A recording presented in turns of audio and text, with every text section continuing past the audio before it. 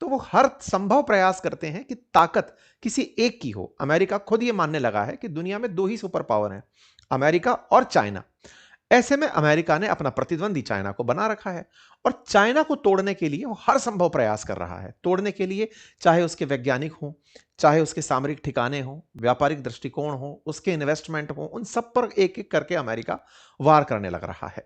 हालांकि हमको एक चीज जो इसके साथ पैरेलली याद आती है, वो आती है 1983 में, जब अमेरिकन इंटेलिजेंस ने यह बात पता लगाई थी कि ये चाइना के ही लोग थे जिन्होंने पाकिस्तान को अपनी तरफ से फिजाइल मटेरियल न्यूक्लियर वेपन बनाने का ट्रिक दिया था। वॉल स्ट्रीट की एक रिपोर्ट में यह बात निकल कर आई थी कि चाइना ने ही पाकिस्तान को एक missile capable system nuclear bomb बनाने की तकनीक दी थी। फिर यही पाकिस्तान लीबिया को उसे प्रमोट करता हुआ देखा गया था। कुल मिलाकर चाइना और लीबिया ये आपस में पाकिस्तान से कनेक्ट होकर दुनिया में न्यूक्लियर बम का सीक्रेटली प्लान करते हुए पहले भी पाए गए हैं।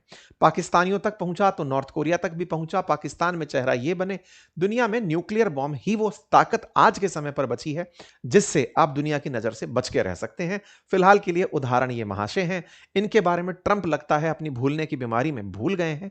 पिछले एक साल में वो एक बार भी इस व्यक्ति का, किम जोंग उन का नाम नहीं लिए हैं, जबकि पिछले टर्म में उन्हें सबसे ज्यादा इन्हीं से दिक्कत थी। किम जोंग उन पर कोई चर्चा ना होना यह दर्शाता है कि न्यूक्लियर बम सुरक्षा की गारंटी है और शी जिनपिंग अगर इसको दुनिया भर में बेचते और बांटते हैं तो वो एक बहुत बड़ी मुश्किल खड़ी कर देंगे। अब सवाल यह है कि इन G2 में से रहना किसी एक को ही टॉप पर है। पहले सोवियत रूस वर्सेस अमेरिका की लड़ाई थी, अमेरिका जीत गया था। अमेरिका ने इस बात में यानी उसको हराने के लिए कोल्ड वॉर लड़ा था। कोल्ड वॉर मतलब यह कि आपने आमने सामने कोई हथियार नहीं चलाया, लेकिन आपको हर तरह से खत्म किया गया। हर तरह से मतलब आपकी विचारधारा को, आपके विदेशी कनेक्शंस को, आपके व्यापार को, आप जहां पर हैं इन्वेस्टमेंट कर रहे हैं वहां पर आपकी कंपनियों को पीछे हटाया गया और जासूसों की मदद ली गई, सबोटाज की तमाम प्रकार की वो चीजें की गई जिससे कि आपको मार्केट में खड़ा नहीं रहने दिया जाए। ये जो तरीका अमेरिका ने रूस के खिलाफ अपनाया था, आप सोचिए ना, अफगानिस्तान हो या भारत पाकिस्तान हो, ये सब अमेरिका और सोवियत रूस के बीच के ही झगड़े का परिणाम थे। वियतनाम वॉर इसका बड़ा उदाहरण है, साउथ कोरिया, नॉर्थ कोरिया इसके बड़े उदाहरण हैं। अब चूंकि रशिया कहीं हाशिए पर जा चुका है, यूक्रेन युद्ध के बाद में वो फिलहाल चमक नहीं रहा है।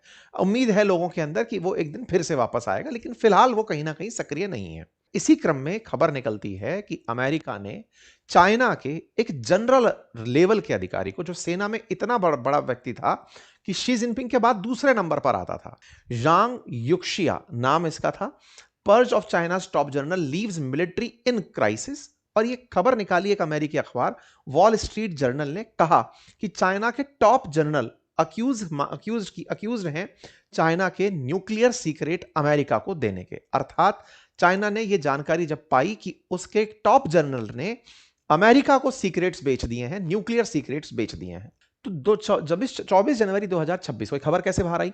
वॉल स्ट्रीट जर्नल में यह खबर बाद में निकलती, उससे पहले एक खबर और आई और वो ये थी कि दो सीनियर मिलिट्री ऑफिशियल हैं चाइना के जिन पर इन्वेस्टिगेशन चल रहा है कम्युनिस्ट पार्टी के डिसिप्लिन को तोड़ने का।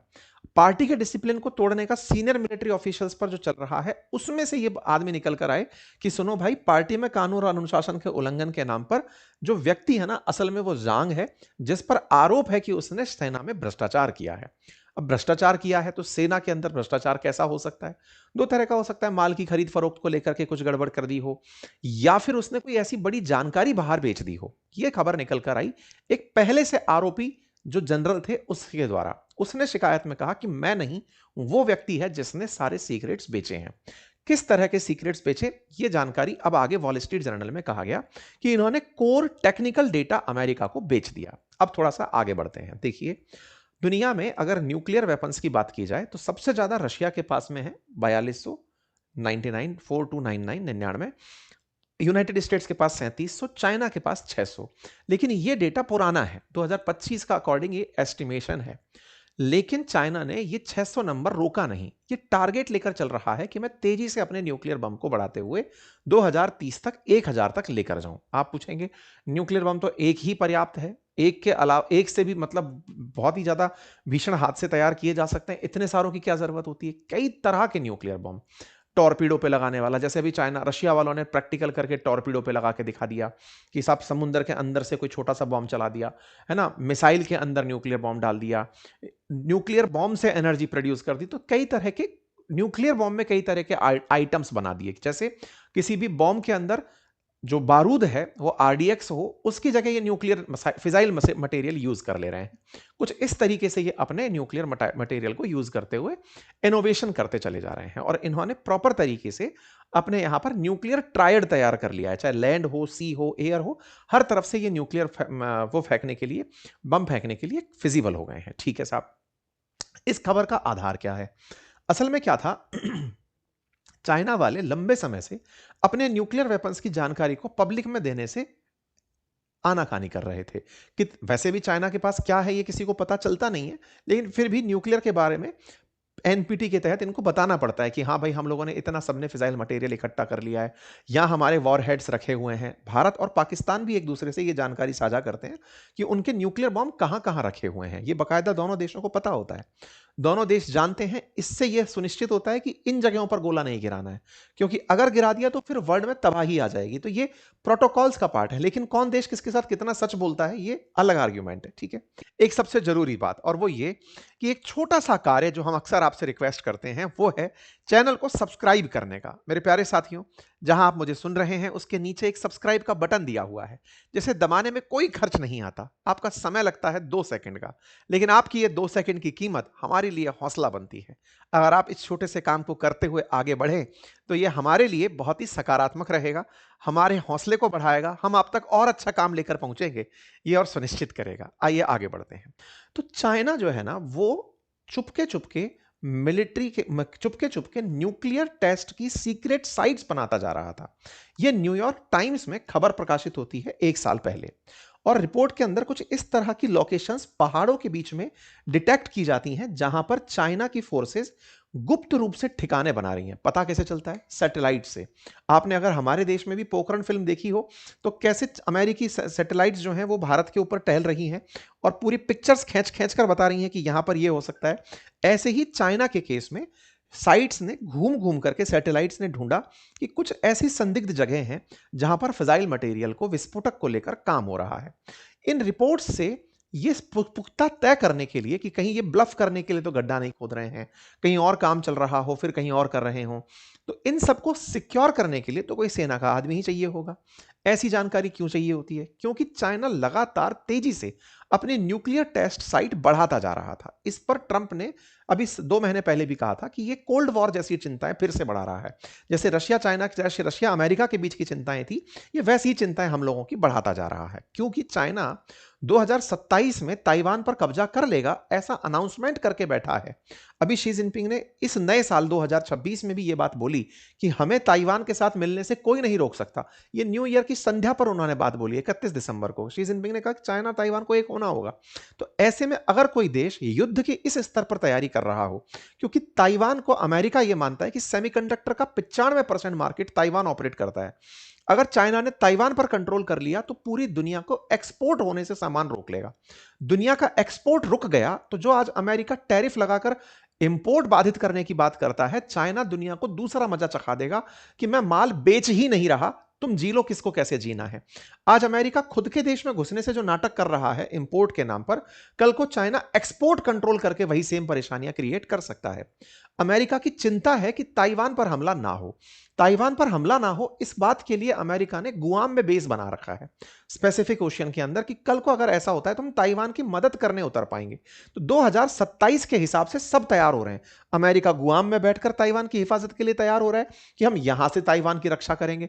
कुल मिलाकर के पैसिफिक ओशन में अगले साल के लिए वॉर की बिसात बिछती जा रही है, और इन बिसात में चाइना के अंदर आपको यह पता हो कि इनकी स्ट्रेटेजिक साइट कहां है, तो वॉर का बहाना लेकर क्या अमेरिका, जैसे आज ईरान के अंदर B-2 बॉम्बर्स ने घुसकर नातांज जैसी साइट्स को मार गिराया ईरान में, बिल्कुल वैसे ही क्या चाइना के अंदर सीक्रेट साइट्स को ढूंढकर न्यूट्रलाइज किया जा सकता है? हो सकता है अमेरिका इसमें एज लेने का प्रयास करे। तो कहने का मतलब यह है कि अमेरिका दुश्मन के उन ठिकानों तक पहुंच बनाने की हमेशा प्रयास करता है जिनसे उसे दिक्कत है या चिंता है। ऐसे में चाइना के जनरल का इस तरह से पद से हट जाना यह सुनिश्चित करता है कि अमेरिका शायद अपने काम में कामयाब हो गया था, चीनी जानकारियां जुटाने में कामयाब हो गया था। हालांकि चाइना अपनी पूरी सेना की ताकत को बहुत तेजी से बढ़ाते जा रहा है, लेकिन हां, इन दोनों में कौन शक्ति के केंद्र पर बैठेगा, इसकी लड़ाई अभी से चालू हो चुकी है। इसी क्रम में खबर निकलती है कि अमेरिका ने चाइना के एक जनरल लेवल के अधिकारी को, जो सेना में इतना बड़ा व्यक्ति था कि शी जिनपिंग के बाद दूसरे नंबर पर आता था। सेना में शी जिनपिंग क्या कर रहे हैं? राष्ट्रपति जो होता है वो सेना का हमेशा कमांडर इन चीफ होता है। ऐसे में राष्ट्रपति के जस्ट निचले स्तर पर आने वाला व्यक्ति, जो कि शी जिनपिंग की सबसे बड़ी ताकत माना जाता था, कहा जाता था कि शी जिनपिंग को तीसरी बार राष्ट्रपति बनवाने में उस व्यक्ति का बड़ा योगदान था, उस व्यक्ति को फिलहाल अचानक गायब कर दिया गया है। अच्छा, चाइना में यह बड़ा सिस्टम है कि अगर कोई व्यक्ति चाइनीज सरकार के लिए खतरा बन रहा है तो इनकी गुप्तचर एजेंसीज खुद के अंदर इतना प्रोटोकॉल फॉलो करती हैं कि रातों रात उस व्यक्ति को गायब कर दिया जाएगा। और खबर बनती है, यांग युक्शिया नाम इसका था, purge of China's top general leaves military in crisis. और ये खबर निकाली एक अमेरिकी अखबार वॉल स्ट्रीट जर्नल ने, कहा कि चाइना के टॉप जनरल अक्यूज्ड हैं चाइना के न्यूक्लियर सीक्रेट अमेरिका को देने के। अर्थात चाइना ने यह जानकारी जब पाई कि उसके टॉप जनरल ने अमेरिका को सीक्रेट्स बेच दिए हैं, न्यूक्लियर सीक्रेट्स बेच दिए हैं। अब आपके दिमाग में दो बड़े प्रश्न आएंगे। पहला, अमेरिका के पास तो न्यूक्लियर बॉम्ब है, कौन से सीक्रेट बेच दिए? दूसरा, चाइना बहुत लंबे समय से न्यूक्लियर कैपेबल राष्ट्र है, अमेरिका को चाइना का तो न्यूक्लियर बॉम्ब नहीं चाहिए होगा। तो आपके दिमाग में फिर आंसर आएगा कि यार न्यूक्लियर बॉम्ब का सीक्रेट नहीं चाहिए होगा तो कम से कम कोई लोकेशन ही पूछ रहा हो। हां, तो यह बड़ा पॉइंट हो सकता है। तो आइए उसी के अराउंड इस कहानी को आगे बढ़ाते हैं। खबर बनकर आती है कि चीन में चाइना के राष्ट्रपति के जस्ट नीचे पद पर आसीन व्यक्ति, इसका नाम बड़ा टेढ़ा मेढ़ा सा है भाई, कहां चला गया? हां, यांग युक्शिया जो हैं ये हटा दिए गए हैं। ये इनकी तस्वीर है। उम्र में 75 साल के थे ये, और लंबे समय से 5 दशक से अधिक समय से ये सेना के लिए काम कर रहे थे। चाइना ने वैसे तो खैर बहुत ही कम युद्ध लड़े हैं, लेकिन कहते हैं कि वियतनाम के नाम पर कोई वॉर लड़ी थी, उसमें भी इन्होंने युद्ध में पार्टिसिपेट किया था। अब जब इस तरह की बात हो तो हमको अपनी पुरानी यादें आने लगती हैं कि ऐसा नाम तो पाकिस्तान के लिए भी बदनाम था। यहां के AQ खान पर आरोप था कि इन्होंने भी सीक्रेट्स लीबिया को बेच दिए थे। तो क्या वैसा कुछ हुआ है? तो मैं आपको इतिहास में और पीछे लेकर चलता हूं कि पाकिस्तान के पास न्यूक्लियर वेपन की कहानी में भी चाइना इन्वॉल्व होता है 1983 में, कि चाइना ने ही इनको भी न्यूक्लियर सीक्रेट्स दिए थे, नॉर्थ कोरिया को भी सीक्रेट्स इन्हीं ने दिए थे। तो चाइना में पुलिस फौज में करप्शन बहुत है, लेकिन उस करप्शन को सरफेस पर नहीं आने दिया जाता क्योंकि मीडिया सक्रिय नहीं है, तो जानकारी बाहर नहीं निकलती।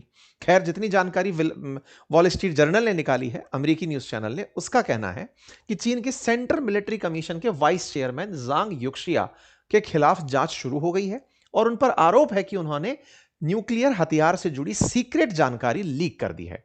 यांग को 24 जनवरी को पद से हटा दिया गया और अनुशासन और कानून के गंभीर उल्लंघन के आरोप के तहत उन्हें गायब किया गया। रिपोर्ट्स बताती हैं कि नेशनल न्यूक्लियर कॉर्पोरेशन के पूर्व जनरल गु जुंगजांग ने उनके खिलाफ शिकायत दी थी। यह खबर निकलकर 25 जनवरी 2026 को वॉल स्ट्रीट जर्नल, जो एक अमेरिकी अखबार है, उसमें एक्सक्लूसिव रूप से प्रकाशित होती है कि उन्होंने न्यूक्लियर सीक्रेट्स अमेरिका को दे दिए थे। इनको आप ऐसे देख सकते हैं कि ये चेयरमैन है और ये इनके साथ में वाइस चेयरमैन है, तस्वीर में गोले में आपको दिखाई दे रहे हैं। कितने प्रभावशाली थे? आप इन्हें इंटरनेशनली देख सकते हैं, पुतिन के साथ देख सकते हैं, सुलेवान जो कि अमेरिकी NSA हैं उनके साथ देख सकते हैं। अर्थात शी जिनपिंग के बाद अगर किसी व्यक्ति से मिला जाता था, उनमें से ये एक थे, सेना को रिप्रेजेंट करते थे। ठीक है, आसिम मुनीर के साथ भी आप इन्हें पिछले 1 साल पहले की तस्वीर में देख सकते हैं, जब इन्होंने टेररिज्म को लेकर के बेल्ट एंड रोड इनिशिएटिव पर एग्रीमेंट साइन किया था। मतलब ये वो व्यक्ति था जो कि सेना को रिप्रेजेंट कर रहा था इंटरनेशनली। चाइना के लिए इसे एक बिग लॉस कहा जाएगा कि वो अपनी इतनी डिसिप्लिन्ड और पूरी तरह सीक्रेट रहने वाली आर्मी में से भी अपने जनरल को, अपने विश्वस्त आदमी को नहीं बचा पाई। ये निश्चित ही चाइना के बड़े फेलियर्स में से होगा। खैर, फिलहाल के लिए चाइना के अंदर इस बात को लेकर ज्यादा बातचीत नहीं हो रही है।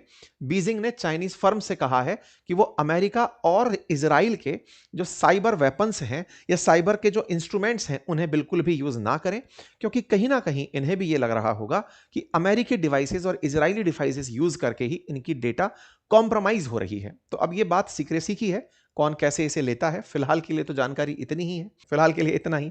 जानकारी पसंद आई हो तो साथियों से साझा करें, चैनल पर नए हैं तो सब्सक्राइब कर लें। धन्यवाद।